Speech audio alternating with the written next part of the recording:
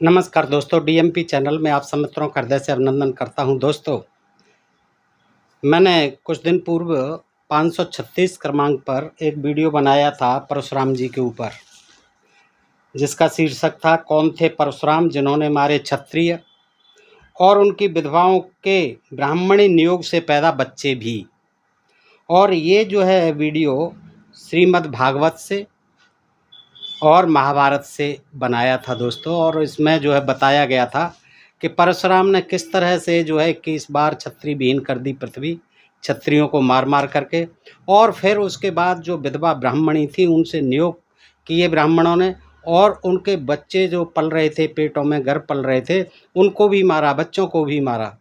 और इसी तरह से 21 बार क्षत्रियों विहीन कर दिया, क्षत्रियों को मार मार के क्षत्रियों से विहीन कर दिया।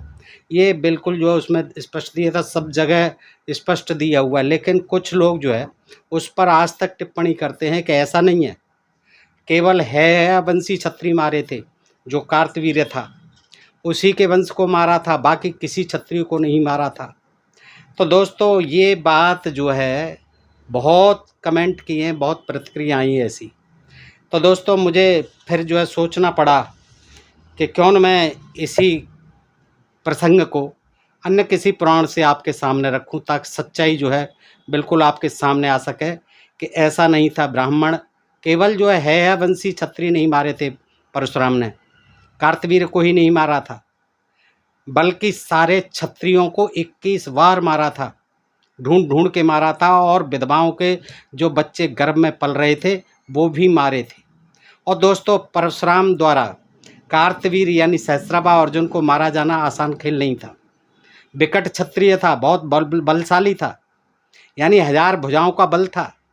और उसके पास 2 लाख अक्षौहिणी सेना थी। कितनी? 2 लाख अक्षौहिणी सेना। एक अक्षौहिणी में कम से कम 2-2.5 लाख मान लिए जाए सैनिक। तो आप सोच लीजिए कि 2 लाख अक्षौहिणी सेना कितनी बड़ी सेना हो गई। और वो सेना थी, और परशुराम जी के पास तो केवल उनके शिष्य थे जिनको कि वो पढ़ाते थे, और केवल पर फरसा था और वो था धनुष बाण थे। लेकिन जब उन्होंने मार दिया, सहस्त्रबाहु ने मार दिया था परशुराम को, निश्चित हो गए, मर ही गए थे। शिव जी आए, शिव जी ने फिर जीवित किया, फिर वो दोबारा युद्ध हुआ है। और फिर दत्तात्रेय जी भी आ गए, तमाम जो है देवी देवता और आ गए, और उन्होंने सब मदद की, तब जा कर के कार्तवीर को ये मार पाए। फिर इसके बाद इन्होंने सारे क्षत्रियों को मारा। और दोस्तों, ये जानकारी मैं अध्याय 40 ब्रह्म वैवर्त पुराण से दे रहा हूँ आपको, कि देखिए इसमें जो है नारायण यानी विष्णु जी नारद जी को कथा सुनाते हैं, यही कथा है। और आप देख लीजिए, और आज से अलावा फिर आप नहीं कह पाएंगे कि केवल है वंशीय क्षत्रियों को मारा था, या केवल सहस्त्रबा अर्जुन को मारा था, कहीं गर्भ में बच्चों को और गोद में शिशुओं को नहीं मारा था। ये आप इसके बाद जो है साक्ष्य मानेंगे, और मैं श्लोक सहित सुना दूंगा आपको इसमें जो है।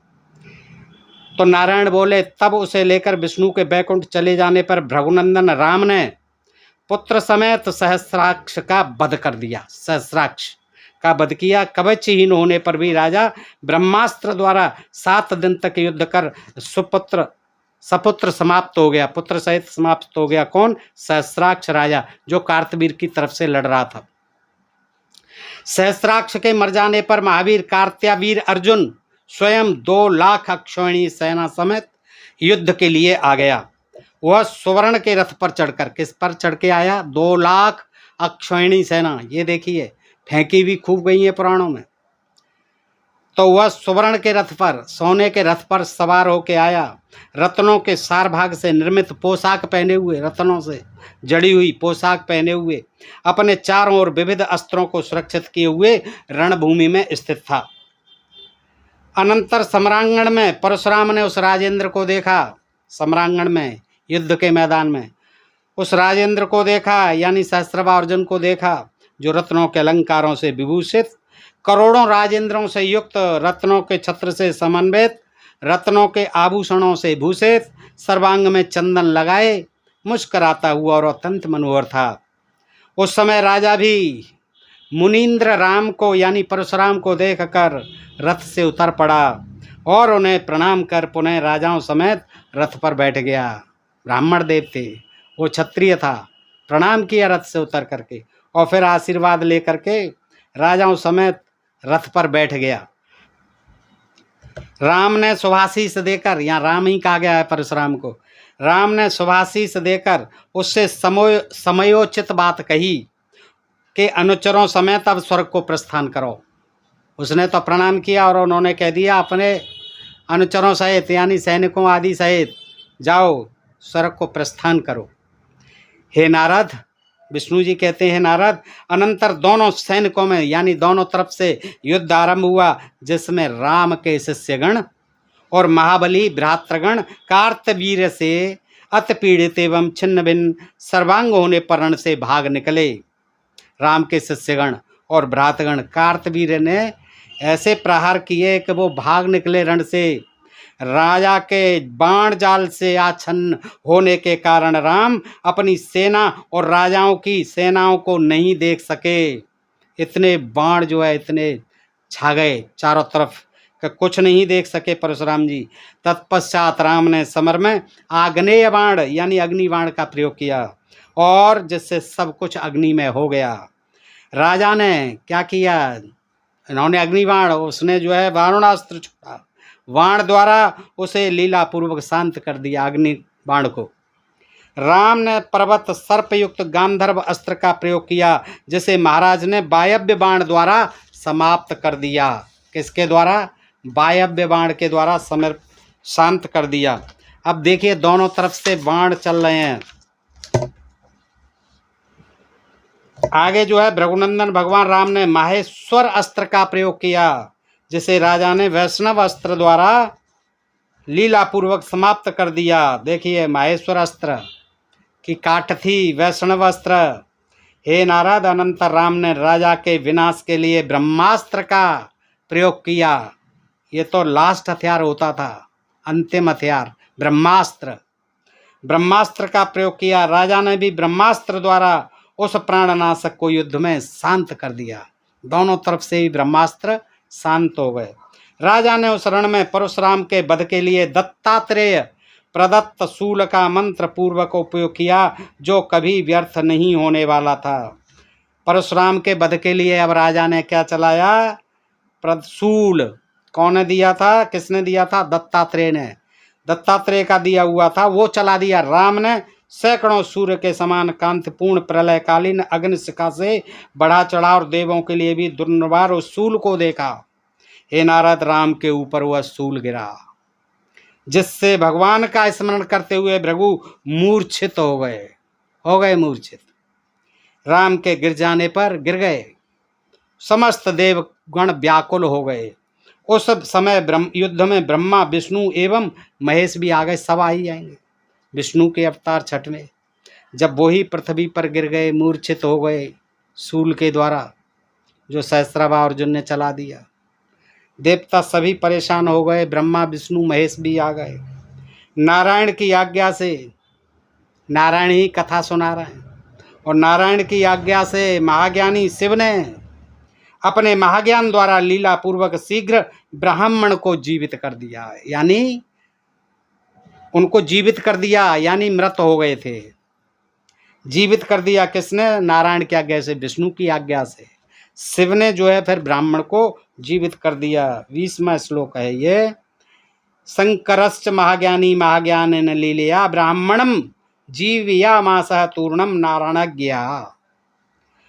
चेतना प्राप्त होने पर यानी दोबारा जीवित होने पर भृगु ने अपने सामने स्थित देवों को देखा, ब्रह्मा, विष्णु, महेश को, और लज्जा से यानी शर्म से कंधे को झुकाकर भक्ति पूर्वक सभी को प्रणाम किया। असल में जानी नहीं है कहानी है, परशुराम की कह देते हैं कि उन्होंने खटाक से मार दिया 21 बार। ऐसे ही नहीं मार दिया, उसको मारना देखिए कितना कठिन हो रहा था। सारे देवता आ गए, ब्रह्मा, विष्णु, महेश भी आ गए। दत्तात्रेय का भक्त था, दत्तात्रेय ने वो शूल दिया हुआ था सहस्रबाहु अर्जुन को। देखिए क्या हाल कर दिया कि जीवित करना पड़ा। विष्णु के कहने पर शंकर जी को परशुराम जी जीवित हुए, और जीवित होने पर भृगु ने अपने सामने सारे देवता देखे और उनको लज्जा से कंधे को झुकाकर भक्तिपूर्वक प्रणाम किया। राजा ने भी वहाँ देवों को देखकर सहस्राभाव अर्जुन ने भक्ति से कंधे झुकाए सिर से सबको प्रणाम किया और देवेश्वरों की स्तुति की। कार्तवीर अर्जुन इसी बीच वहाँ रणभूमि में अपने शिष्य के रक्षार्थ कृपालु एवं भक्तवत्सल भगवान दत्तात्रेय आ गए। दत्तात्रेय जी भी आ गए अपने भक्त की रक्षा करने के लिए। अनंतर राम ने अत्यंत क्रुद्ध होकर पाशुपात अस्त्र को ग्रहण किया। किसको ग्रहण किया? पाशुपात अस्त्र। किसने ग्रहण किया? परशुराम जी ने। किंतु उसी क्षण दत्तात्रेय के दृष्टिपात द्वारा भृगु स्तंभित हो गए। केवल दृष्टि डाली कि बेहोश से हो गए, मूर्छित से हो गए, भूल गए सब सुध बुध, स्तंभित हो गए, भौचक्के रह गए। कौन? परशुराम जी। किसके दृष्टिपात से? जो उनके गुरुजी थे कार्तवीर अर्जुन के, दत्तात्रेय जी, उन्होंने ही वो सूल दिया था। तो देखिए दत्तात्रेय भी आ गए हैं, उसके गुरु। स्तंभित होने पर भी राम ने रण में राजा को देखा, जो रणभूमि में अनेक पार्षदों सहित भगवान कृष्ण से सुरक्षित था। प्रज्वलित सुदर्शन कृष्ण भी आ गए। देखिए प्रज्वलित सुदर्शन चक्र घुमाकर कृष्ण सदा उसकी रक्षा कर रहे थे। अब कार्तवीर अर्जुन की तरफ भी क्योंकि ये है वंश जो है कृष्ण वंश, कृष्ण के वंश से ही संबंधित है, वृष्ण वंश से। आगे चलकर वृष्ण वंश जो है इसी से बना। और ब्रह्मा विष्णु महेश्वर मुस्कुराते हुए कृष्ण की स्तुति कर रहे थे कि देखिए आ गए। ब्रह्मा विष्णु महेश कृष्ण की स्तुति कर रहे थे। सैकड़ों गोपों से युक्त, गोप वेश धारण करने वाले, नवीन मेघ के समान कांति वाले और हाथ में मुरली लिए हुए श्री कृष्ण गायन कर रहे थे। सुदर्शन चक्र भी घुमा रहे थे और इधर मुरली भी बजा रहे थे अपने गोपियों सहित, गोपिकाओं सहित, गोपों सहित। इसी बीच वहाँ आकाशवाणी हुई कि दत्तात्रेय द्वारा परमात्मा कृष्ण का कवच राजा को प्राप्त है। हाँ, परमात्मा कृष्ण का था वो कवच जो दत्तात्रेय ने दिया था कार्तवीर अर्जुन को। तो वो आकाशवाणी हो रही है, अरे क्या कर रहे हो भाई परशुराम जी, ये जो है कवच कृष्ण का है, जो इसके पास है, जो दत्तात्रेय ने इसे दिया है, जिसे उसने उत्तम रत्न की ताबीज में रखकर। ये देखिए आकाशवाणी सारा भेद बता रही है। परशुराम जी को कुछ पता नहीं था, देवताओं को कुछ पता नहीं था, आकाशवाणी बता रही है कि वो जो कवच दिया हुआ है श्री कृष्ण का दिया हुआ है, जिसके कारण ये अजय है। और उसने उसको क्या कर लिया है? गंडे में बांध लिया है, ताबीज में, और उसे दाहिनी भुजा में बांध रखा है। देखिए ये गंडे ताबीज भी होते थे। अतः योगियों के गुरु शिव भिक्षा द्वारा इसे ग्रहण करें जाएं। जैसे इंद्र गया था कृष्ण कर्ण के पास अर्जुन की रक्षा के लिए कवच और कुंडल मांगने के लिए, ऐसे ही ब्राह्मण जो है बलि से बामन बन करके 3 पग में ही धरती नाप ली। ये ब्राह्मण बन करके ही छल करते थे। आकाशवाणी कहती है शिव से कि ब्राह्मण का वेश रखो और जाओ उस कार्तवीर के पास और उस तावीज को यानी कवच को मांग लो जो कृष्ण का दिया हुआ है। तभी कुछ बात बन पड़ेगी परशुराम जी, तभी कुछ कर पाएंगे, नहीं कार्तवीर को मारा जाना बिल्कुल असंभव है। तब राजा को मारने में भृगु समर्थ होंगे। देखिए ऐसे ही आसान नहीं था क्षत्रियों को मार पाना, कोई गाजर मूली नहीं थे, सारे देवी देवता आ गए। ये कथाएं आपने सुनी नहीं है, पढ़ी नहीं है, आज सुन लो, अब आपका सारा भ्रम दूर हो जाएगा। अतः योगियों के गुरु से भिक्षा द्वारा उसे ग्रहण करें, तब राजा को मारने में भृगु समर्थ होंगे।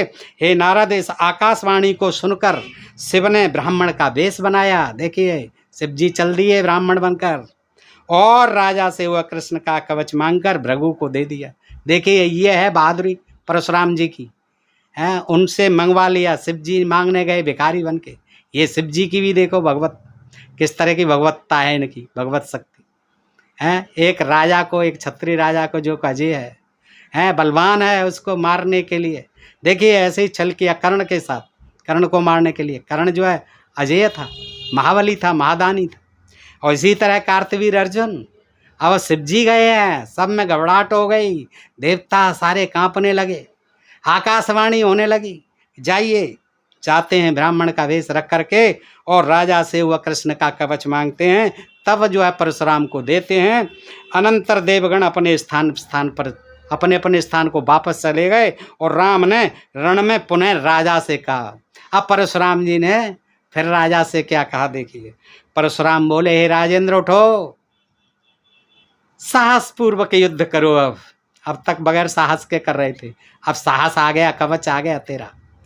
अब साहस पूर्वक युद्ध करो। समय के भेद से मनुष्य का जय और पराजय हुआ करता है। अब ज्ञान देने लगे परशुराम जी, क्योंकि मैंने विधिवत अध्ययन कर शिष्यों का अध्ययन कराया, समस्त पृथ्वी पर सुशासन किया। बताइए परशुराम जी ने कहाँ शासन किया था, कहीं वर्णन नहीं मिलता है। सुशासन किया और अच्छे ढंग से युद्ध किया, किंतु तुम्हारे द्वारा मूर्छित हो गया। मूर्छित कहाँ हो गया, आपको जीवित किया है शिव जी ने विष्णु के कहने पर। लीला से समस्त राजाओं समेत रावण को जीता। देखिए, रावण को जीता, पर दत्त के शूल से मैं पराजित हो गया। दत्त के शूल से मैं पराजित हो गया। फिर शिव ने आकर मुझे जीवित कर दिया। देखिए, जीवित कर दिया। जिता सर्वेच राजेंद्रिया लीलिया रावणो जितः जितो अहम दत्त शूलेना शंभुना जीवितः पुनः। शंभु ने मुझे पुनः जीवित कर दिया। राम की ऐसी बातें सुनकर परम धार्मिक राजा ने भक्ति पूर्वक सिर से उन्हें प्रणाम किया और यथार्थ वचन कहना आरंभ किया। अब ये तो सुन लिया, तुलसीदास ने लिख दिया, भुजबल भूमि भूप विनुकीनी विपुल बार मैं देवन दीनी है। तो इसी को 21 बार छत्री से विहीन कर दिया। अकेले कार्तवीर को मारने में छक्के छूट गए हैं। देखिए, जीवित करने पड़े शिव जी को। सारे देवी देवता आ गए। देखिए क्या छल किया, शिव ने ब्राह्मण बन करके उसका कवच ले आए। अब जो है दोबारा वो ललकारते हैं, तो वो ज्ञान देते हैं, और ज्ञान देने पर आगे क्या होता है दोस्तों, कहते हैं कि राम से इतना कहकर कार्तवीर्य ने राम को नमस्कार किया और धनुष बाण लेकर शीघ्र रथ पर बैठ गया कि ठीक है महाराज, आप कहते हैं तो आइए, चलिए करिए युद्ध। अनंतर राम ने ब्रह्मास्त्र का प्रयोग कर, अब राजा को तो पता था कि अब तो कुछ होना नहीं है, मेरा कवच तो मांग ले गए ब्राह्मण जी। तो अब वो कहता कोई बात नहीं, चलिए आप युद्ध करिए। फिर भी साहस कम नहीं है कार्तवीर्य का। राम ने ब्रह्मास्त्र का प्रयोग कर राज सेनाओं का विनाश किया और श्री हरि का स्मरण करते हुए लीला पूर्वक राजा को पाशुपात अस्त्र द्वारा मार डाला पाशुपात अस्त्र द्वारा। इस बात राम ने शिव के स्मरण पूर्वक, शिव का स्मरण करते हुए, अब स्मरण तो करेंगे ही करेंगे, जान बचा दी, कवच ला के दे दिया और उसको मरवा दिया कार्तवीर्य को। इस बात राम ने शिव के स्मरण पूर्वक इस पृथ्वी को लीला पूर्वक 21 बार भूमि विहीन किया। एवं 73 क्रमेण च वसुंधराम रामस्य कारा निर्वूपाम लीलया च शिवम स्मरणः गर्भस्थम मातुरंकस्थम शिशुम वृद्धम च मध्यमम जघान क्षत्रियम राम प्रतिज्ञा पालनाय वे। 74वां श्लोक। कार्तवीर्यस्य गोलोकम त्वं गमत कृष्णम संध्यम जगाम परशुरामस्य शालयम श्रीहरिम स्मरन त्रिम सप्तक्रतो निर्भुवाम महीवम दृष्ट्या महेश्वर परशुराम रमणम दृष्ट्वा परशुरामम चकारतम। 76वां श्लोक। अर्थ सुन लें दोस्तों ध्यान से, समापन की ओर है यह कथा कि राम से इतना कहकर कार्तवीर ने राम को नमस्कार किया, धनुष बाण लेकर शीघ्र रथ पर बैठ गया। अनंतर राम ने ब्रह्मास्त्र का प्रयोग कर राज सेनाओं का विनाश किया और श्री का स्मरण करते हुए, श्री हरि का स्मरण करते हुए लीला पूर्वक राजा को पाशुपात अस्त्र द्वारा मार डाला। इस बात राम ने शिव के स्मरण पूर्वक क्रम से इस पृथ्वी को लीला पूर्वक 21 बार भूप विहीन कर दिया। 21 बार भूप विहीन कर दिया। अब देखिए, है वंश तो नहीं था पूरी पृथ्वी पर, और 21 बार जो इतने है तो नहीं थे सारे के सारे क्षत्रिय उस समय है वंशी हों, ऐसा तो नहीं था। साफ लिखते हैं, सब जगह लिखते हैं कि इस पृथ्वी को लीला पूर्वक 21 बार भूप विहीन किया। राम ने अपनी प्रतिज्ञा के रक्षणार्थ, अपनी प्रतिज्ञा को पालन करने के लिए, उसकी रक्षा करने के लिए परशुराम ने माता के गर्भ और गोद में स्थित शिशुओं, कहाँ पर, गर्भ में पल रहे बच्चों, शिशुओं, गोद में पल रहे वृद्धों, बुजुर्गों तक को और युवा क्षत्रियों का विनाश किया। अब आपको कोई संशय नहीं रहना चाहिए कि राम ने अपनी प्रतिज्ञा के रक्षण हेतु माताओं के गर्भ और गोद में स्थित शिशुओं, वृद्धों, बुजुर्गों तक को नहीं बख्शा और युवाओं को नहीं बख्शा, गर्भ में पल रहे बच्चों को नहीं बख्शा और गोद में खेल रहे शिशुओं को नहीं बख्शा। ये मैं नहीं कह रहा, ये श्लोक कह रहे हैं, ये जो है ब्रह्म वैवर्त पुराण कह रहा है।